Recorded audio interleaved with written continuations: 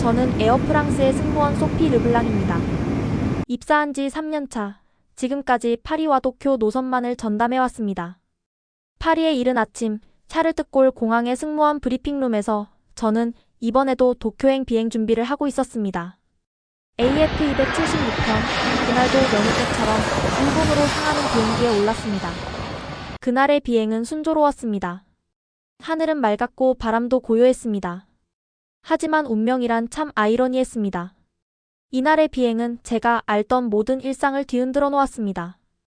도쿄로 향하던 비행기가 한반도 상공을 지날 무렵 비상 상황이 발생했습니다.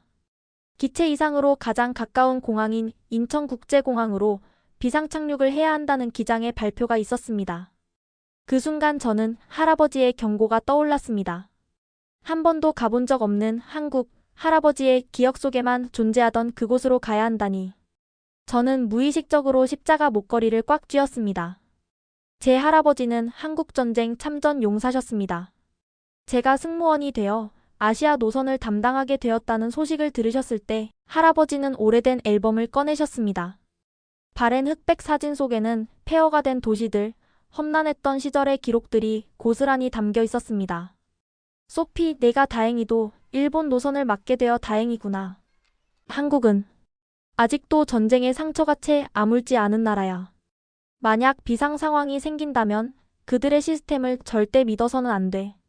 저는 어릴 적부터 할아버지로부터 한국에 대한 얘기를 너무 많이 들었습니다. 내가 아는 한국은 아직도 한국전 이후 발전하지 못한 후진국으로만 머릿속에 그려졌습니다. 경제는 엉망이고 치안은 불안하기 짝이 없는 그런 모습으로 남아있었던 겁니다. 그런 한국에 있는 인천공항이라는 게 뻔한 수준일 것이기에 걱정이 앞섰습니다. 과연 우리의 비행기는 안전하게 착륙할 것인지, 우리의 승객들은 안전하게 생명을 지켜낼 수 있을지 이런 걱정들로 머리가 복잡해졌습니다. 그러나 나의 걱정과 편견은 인천국제공항에 착륙한 순간 모두 깨지고 말았습니다. 지금부터 그 긴박했던 순간에 대한 얘기를 시작하겠습니다. 시작하기 전에 구독, 좋아요 눌러주시고 다 끝나고 여러분의 의견을 댓글로 남겨주시면 감사하겠습니다.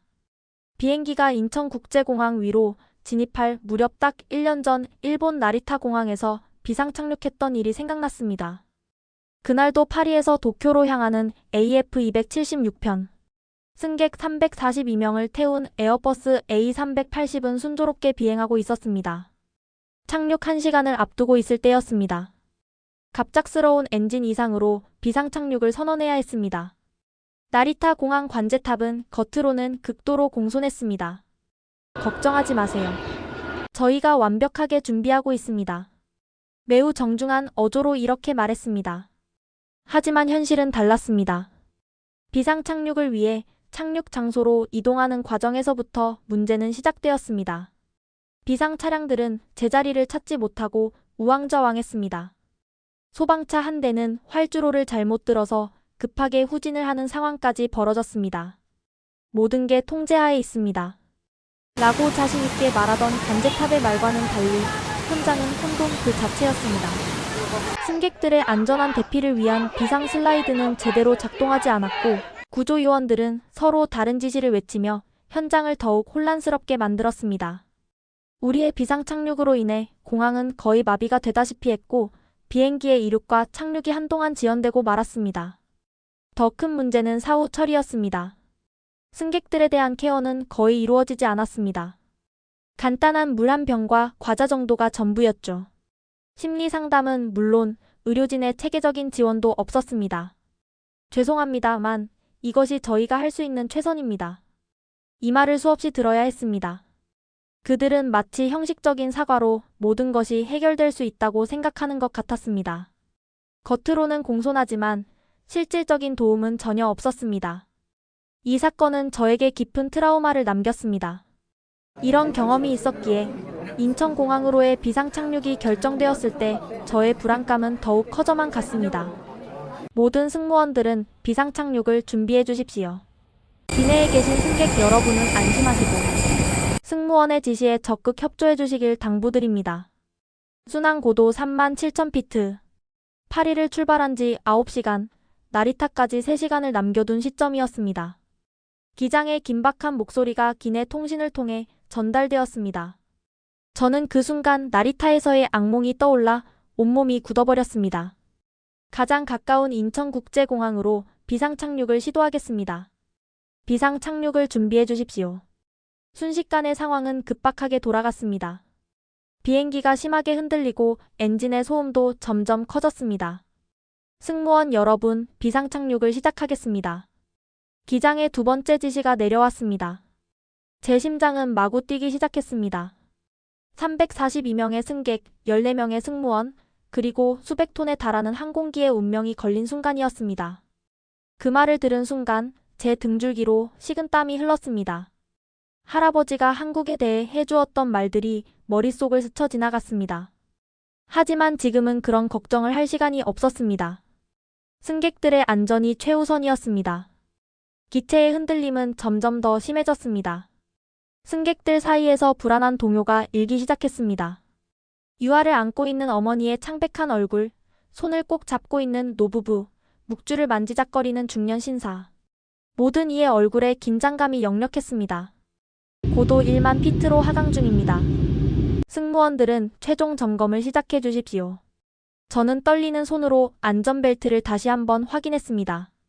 산소 마스크 작동 여부, 비상탈출구의 상태, 그리고 승객들의 자세까지 모든 것을 꼼꼼히 체크했습니다.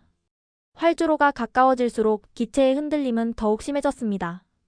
저는 눈을 감고 깊은 숨을 들이마셨습니다. 나리타에서의 악몽 같은 경험이 다시 떠올랐습니다. 하지만 이번에는 달랐습니다. 인천공항 관제탑에서 전해지는 침착하고 전문적인 지시들이 오히려 안정감을 주었습니다. 착륙 1분 전. 비상자세를 취해 주십시오. 노련하고 경험 많은 기장은 위기의 상황을 잘 극복하고 우리의 비행기와 승객을 인천국제공항 활주로에 안착하게 만들었습니다. 활주로가 눈앞에 다가왔습니다. 착륙과 동시에 저는 충격적인 광경을 목격했습니다. 나리타에서의 악몽과는 전혀 다른 세상이 펼쳐지고 있었기 때문입니다.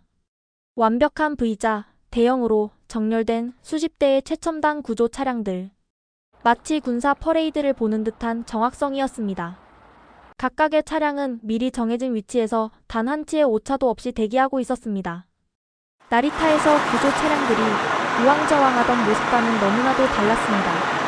활주로에 착륙하자마자 하나의 유기체처럼 움직이는 구조팀들의 모습은 경이로웠습니다. 대기하고 있던 차량들은 신속하게 비행기 주위로 모였고 비상구마다 슬라이드 탈출구가 연결되었습니다. 그때였습니다. 현장에 한 남자가 나타났습니다. 30대 초반으로 보이는 그는 완벽한 프랑스어로 상황을 통제하기 시작했습니다.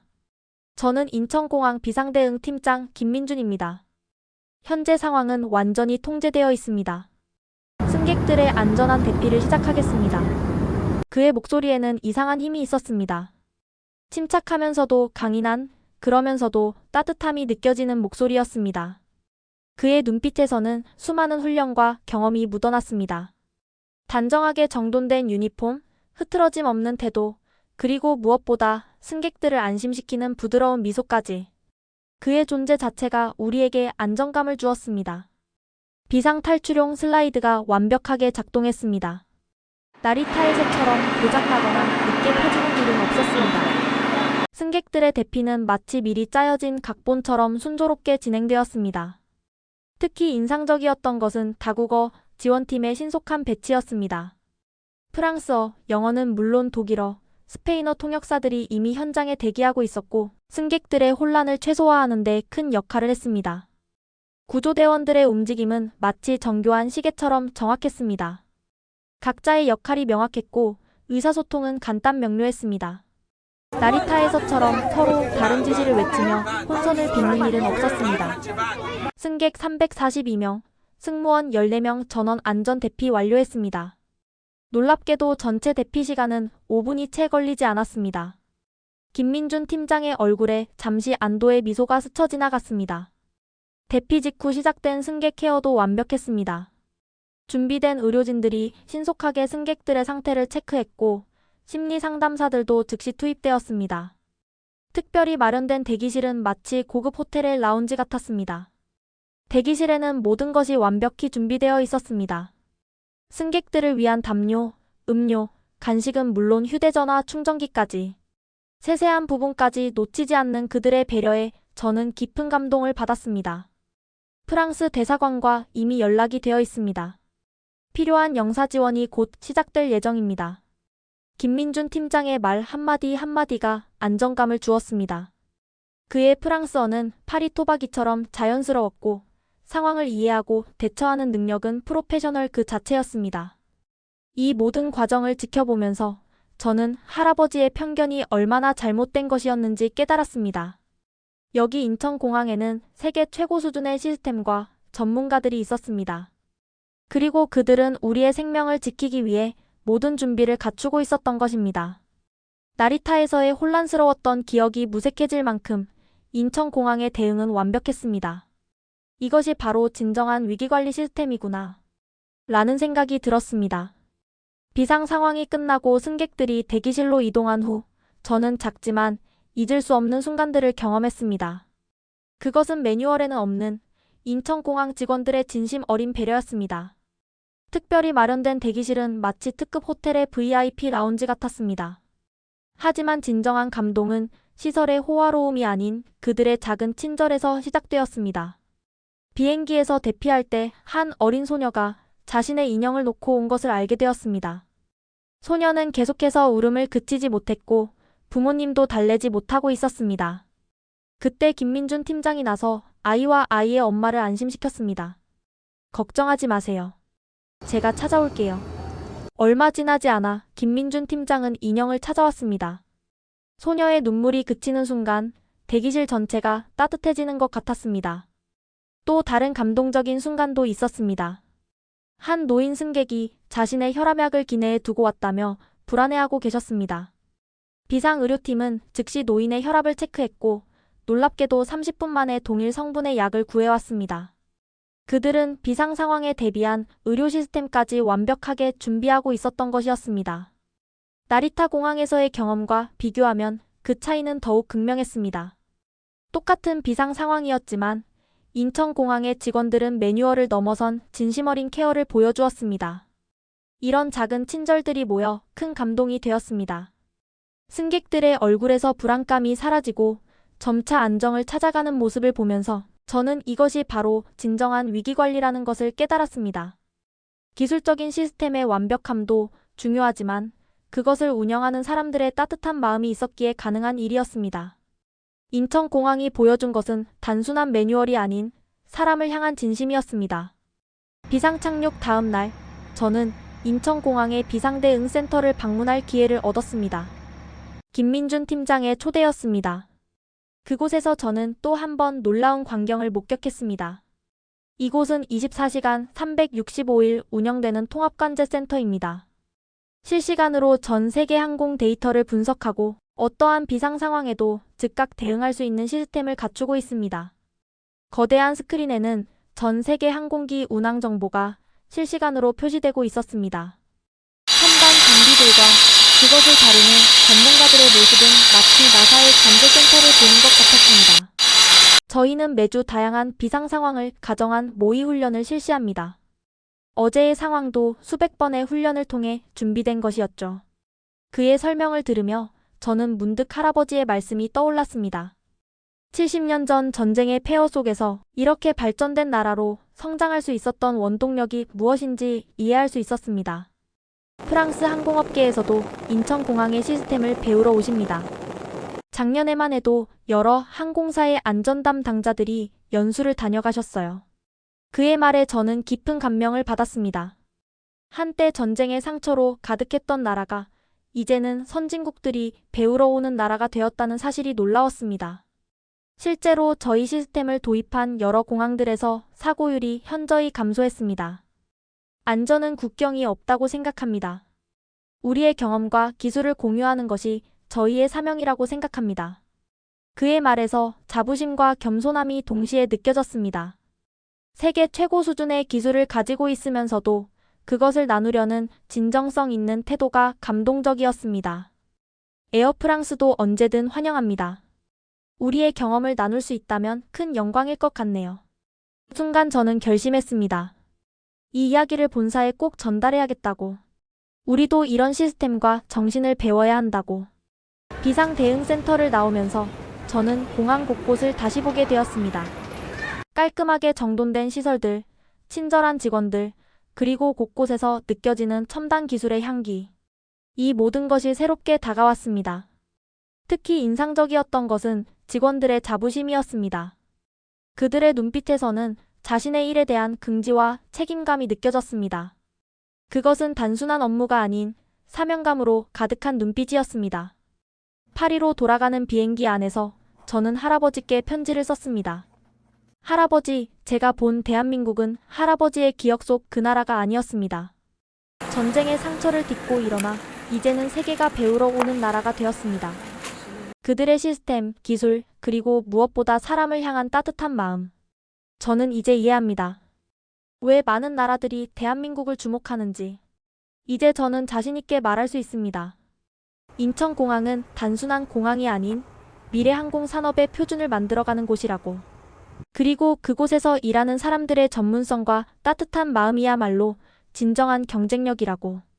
프랑스로 돌아간 후 저는 회사에 공식적으로 인천공항 연수 프로그램 참여를 제안했습니다. 놀랍게도 경영진은 즉시 긍정적인 반응을 보였습니다.